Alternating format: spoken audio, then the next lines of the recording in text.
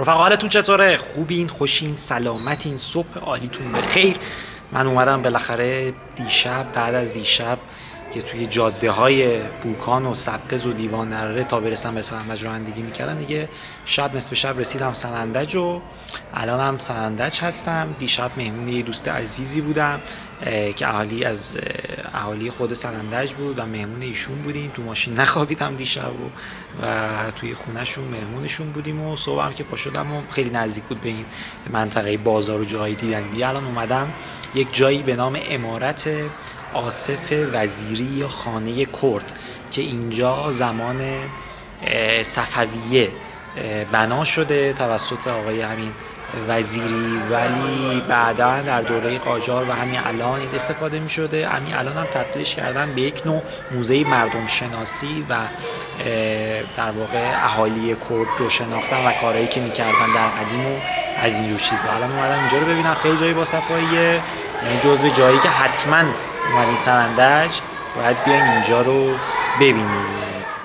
خب بچه‌ها، شما وقتی وارد خونه آصف وزیری میشین که یکی از قدیمی ترین خونه‌های شهر سنندج هم به حساب میاد، اولین چیزی که نظرتون رو جلب میکنه اینه که شما میتونید 3 تا دوره مختلف تاریخی، یعنی صفویه، قاجاریه و پهلوی رو یه جا توی معماری این در واقع امارت ببینید. اونم دلیل داشته. دلیلش این بوده که خب تاریخچه این امارت برمیگرده به زمان صفویه که اون موقع تازه ساخت یه سری قسمتاش اون موقع استارت خورده و مالک اولیه این امارت هم یه خانواده‌ای بودن به نام معتمد هاشمی.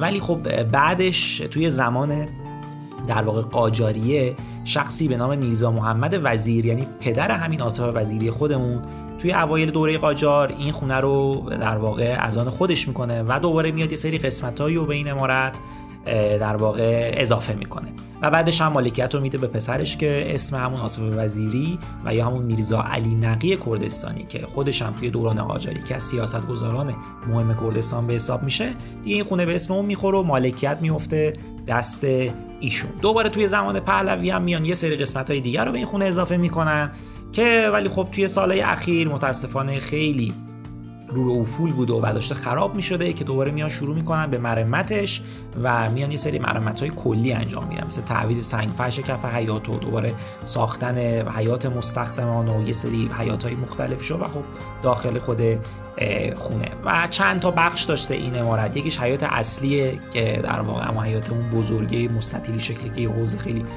بزرگی درش قرار داره و همچنین حیاط اندرونی، بخش خدمه و یه حمام که یکی از قدیمی ترین و زیباترین حمام‌های استان کردستان هم هست توی این عمارت قرار داره.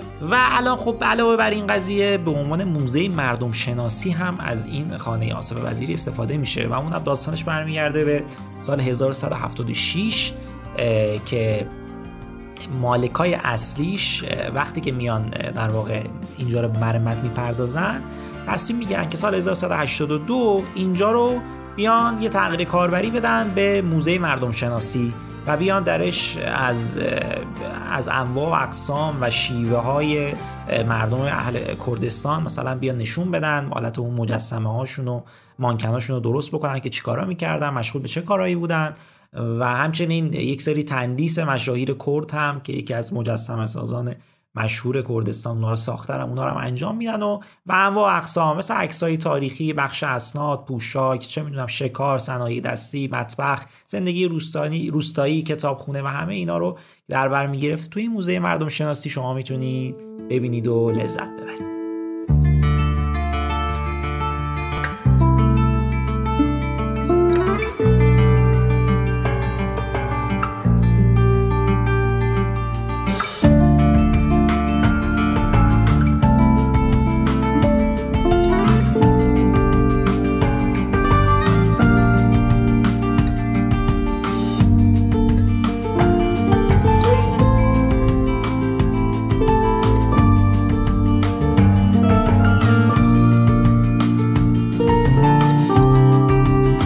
شهاب یکی از خوبای سنندج، پسر دادراوی، یواش یواش بابی. علی آقا یکی از خوبای کردستان. شبکه بخش آقا شطرنجی اوکن. بعد از امارت آصف بچه‌ها تصمیم گرفتم یه قدمی بزنم برم سمت بازار. خب همونجوری که میدونید همه شهرهای ما هر کدومشون یه بازار خفن منحصر به فرد دارن که میتونه توی نوع خودش خیلی جالب و جذاب باشه و اونجا یه گپی با افراد محلی زدیم و یه صحبتی کردیم و خب کردا هم که میدونید همشون شوخن و خیلی مهمان نوازن و خیلی میتونه لحظات جالبی براتون رقم بخوره و همچنین اون میوه های خوشگل و خوش رنگ و بویی که اونجا داشتن میفروختن و خب میدونید توت فرنگی سنندج اصلا تو کل ایران معروف و بهترین توت فرنگی که شما میتونید بخورین توی سنندجه. ولی از اینا که بگذریم یه ذره توی بازار که میریم وارد یه جای خیلی خفن و جذاب و باحال میشین که یکی از بزرگترین و زیباترین حمامای استان کردستان و شهر سنندج، یعنی حمام خان که برمیگرده به زمان قاجاریه و اون زمان توی اگه اشتباه نکنم والی کردستان یعنی آقای امان الله خان اردلان توی زمان ایشون این حمامو دستورشو میدن که بسازن و تا سال 1220 هجری قمری هم ادامه داشته و بعدش هم سال تقریبا یه 70 سال بعدش 70-80 سال بعدش که مالکیتش عوض میشه تصمیم میگیرن که اینجا رو مرمت بکنن و چندین سال موزه بوده که اخیراً تبدیل شده به یک حالت رستورانتور که اومدن اینجا رو رستوران کردن. حالا خیلی نمیدونم این کار درستی یا غلطیه ولی در کل حالا بهتر بود که به شکل موزه میمود، ولی خب باز فضای قشنگی بود که این کارو کرده بودن، داشتن ازش یک بهره برداری هم میکردن که واقعا تو اون فضا نشستن هم یک حال و هوای خوبی رو بهتون میدادش و حتما بهتون پیشنهاد میکنم که یه سر بهش بزنید رفتین سنندج.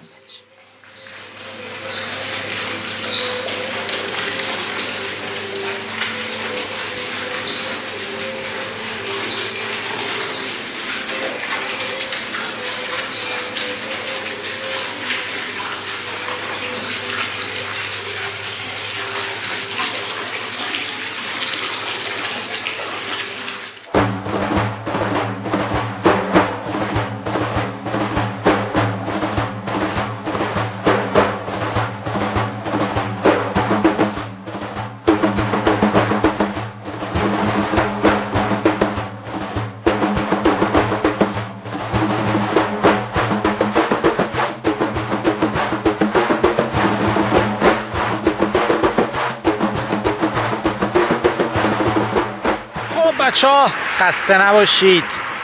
من الان توی راه جاده در واقع جاده قدیم سنندج به مریوانم دارم میرم مریوان که اونجا اولا دریاچه رو ببینیم و بعدش هم یه دوری خود مریوان بزنیم و شب اونجا بخوابم بمونم و فردا صبحم که برم به سمت اورامان. و الان گفتم که این بدونید اگر چه جاده‌ایه، بدونید اگر چه منظره هایی و اینجا قراره ببینید، یعنی همین الان بلند میشین سوار ماشین میشین راه میافتید، مخصوصا تو این فصل یعنی اردیبهشت ماه که دیگه بکر و خفن و هوا عالی و اصلا هر چی بگم کم گفتم. و یه جاده اصلا میگم یه صحنه‌ای شما میبینین که واقعا حیفه که اینو از نزدیک لمسش نکنین، نیاین اینجا نبینید، واقعا حیفه. یعنی ازتون خواهش میکنم شده یه بارم این سمتا بیاین، این مسیرها رو بیاین با ماشین، شده فقط گذری هم شده بیاین ببینیم چون که واقعا بی‌نظیر رو بکنید. و البته جاده هم خطرناکه، یعنی باید حواستون باشه چون پیچه پر تریلی و کامیون و اتوبوس هم هست و همه ماشاءالله سرعت غیر مجاز میرن. بعد دو دنگ حواستون جمع باشه که به مشکل نخوریم، ولی یه چیز خیلی خفنیه اینجا.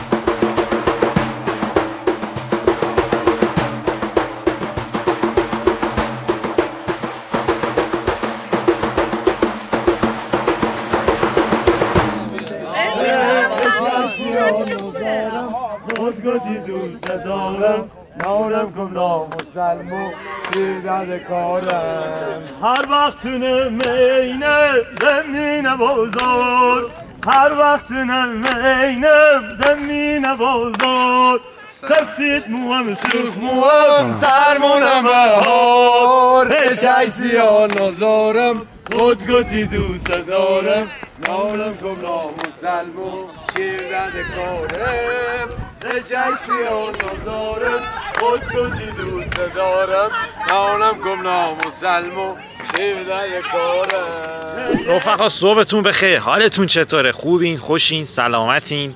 همه چی امن و امانه. الان صبح سحر هستش و من در کنار دریاچه زیبای زریوار هستم در شهر مریوان به خود لهجه خود کردهای عزیز و جزو یکی از زیباترین دریاچه های کشورمونه اینجا و دور تا دورش تپه های سبز و وسط این تپه های سبز یه دریاچه خوشگل و قشنگ و باحال قرار گرفته که یه حالت بیشتر یعنی این یه پارک ساحلیه که شما میتونین بیاین اینجا از این پارک استفاده بکنید. رستوران‌های مختلف هست، دستفروش‌ها هستن، چه می‌دونم گوجه سبز، چغالال تو این فصل کلانه میفروشن خانم‌های سنتی کرد قدیمی و اینکه خیلی فضای باحالیه و شما مثلا یه پارکینگی داره، یه ورودی به پارکینگ میدین، بعد ساعتی مثلا 1500 تومان هر چقدر توقف داشته باشین میتونین بمونید و اکثرا هم اینجا کمپ میکنن، چادر میزنن، میان میخوابن، تورا میان اینجا. هم یه فضای کاملا سیف و امنیه، همین که امکاناتش هم هست، چون دستشویی هست، رستوران هست، سوپرمارکت 24 ساعته داره، اینا رو همه رو دارن اینجا و شما میتونید مثلا توی راه اگه خواستین مثلا ردچین از اینجا یا بریم مثلا مثل من که الان میخوام برم سمت اورامان و میتونید بیاین اینجا شبش کمپ بکنین، صبحش با انرژی صبح زود باشین، طلوع آفتاب ببینین و بریم به سمت اورامان. و این دریاچه آره اکثر بعد این بالا رستورانایی که اینجا هستن اکثر ماهی کبابی میدن و ماهیایی که مال خود همین زریواره برمیدارن کباب میکنن به حالت روی منقل و اونجوری سرو میکنن. حالا باز پایین تر کنار این هم دم پارکینگ که این مسیر رود هستش گفتم دیگه مثلا چاقال و بلال و گوجه سبز و تمام اینا رو به این صورت که شما میتونید تهیه بکنین، استفاده بکنین و کلا خانواده ها میان، چه حالا خانواده هایی از خود استان کردستان چه از استانهای دیگه مثلا تهران، هر جایی بلند میشن میان اینجا و استفاده میکنن.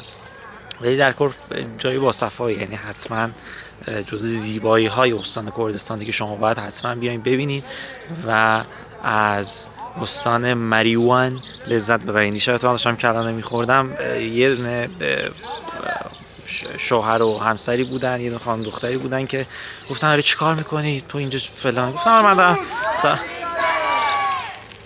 دارم سفر میکنم غرب ایران و گفتن چی تنهایی مگه میشه همچین چیزی مثلا فلان، چه حوصله‌ای داری، مرفه بی دردی و فلان. گفتم نه بابا مرفه بی درد چیه، من یه چالشی برای خودم درست کردم که دارم از غرب ایران و مثلا میرم بگردم با ماشین فلان. اینا گفتن حالا هر جا رو رفتی دیدی برو ببین، باز میفهمی که هیچ جا از مریوان قشنگتر نیست. و این یه نکته ای که هر جایی که همه هستن، مثلا تبریز که بودم مثلا میگفتن اینجا بهترینه، کردستان که اومدم سنندج میگفتن با سنندج یه چیز دیگه است.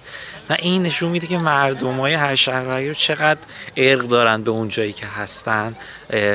مثلا تهران اصلا همچین چیزی نیست که مثلا بگی تهران فلانه، مثلا یه آدمایی که توی تهرانن، ولی اینجاها خیلی دوست دارن اون شهر و جاشونو و اکثرا هم همینجا میمونن. خیلی کم پیش میاد اینکه دیگه موقعیت‌های شغلی مجبورشون بکنه که برن جاهای دیگه و اکثرا یه عرقی خاصی به اون حتی شهر کوچیک، حتی یک روستا. یا مثلا دیروز توی بازار سنندج یا با یه دوستی آشنا شدیم که داشتم لباس کردی تست می‌کردم که عکس بگیرم، به من گفتش آره ما یه روستایی داریم که مثلا این روستا توی طبیعت گردی و توی فضای طبیعی شماره 1 توی ایرانه و خیلی چیز جالبی بودش که اونجا میگم حتی میگم روستاهای کوچیک هم خیلی دوست دارن اونجاشونو و این نکته که واقعا برام جالب بود. حالا خلاصه دیگه دیشب ما اینجا اومدیم ماشین خوابیدیم و صبحش که یهو دیدم یهو که چشامو باز کردم پا شدم یهو دیدم یه اتوبوس داره میاد توی ماشین من، یعنی همین جوری داشت میومد. گفتم یا اول فاز الان میاد میزنه و من همینجا تمام میکنم. همون لحظه استاپ کرد و یهو 50 نفر اتوبوس اومدن بیرون ساعت 7 صبح. من گفتم بابا این بعد پارکینگ خالی. گفتم بابا این همه جا اومدی یادت که ما اینجا خوابیده بودیم اومدی جلوی ماشین ما. اونم باز یه داستانی بود. بعد این بالا هم که دستشوییشه من که صبح رفتم سر صورتمو بشورم و اینا و دیشب که حتی رفتم چیزی دقت کردم اما اقسام سر و صداها رو شما میتونین بشنوین تو این دستشویی. یعنی نه که حالا سر و صدای توی دستشویی، مثلا موقعی دارن مثلا صورتشون اینا میشورن اما اخ و تفها، یعنی با غلظت تمام، یعنی با تمام جونشون یارو فینو اخو توف میکنه که تمام اون جون یارو میخواد کشیده بشه و این نکته بود که بعد همه این کارو میکردن. یعنی تمام چون اکثر کسایی که مثلا محلی بودن توی کردستان بودن همه داشتن این کارو انجام میدادن و اونم باز یه نکته‌ای بودش که خیلی به نظر جالب میومد. حالا دیگه الان کم کم من یه صبحونه‌ای برم بخورم و حرکت بکنیم به سمت اورامن.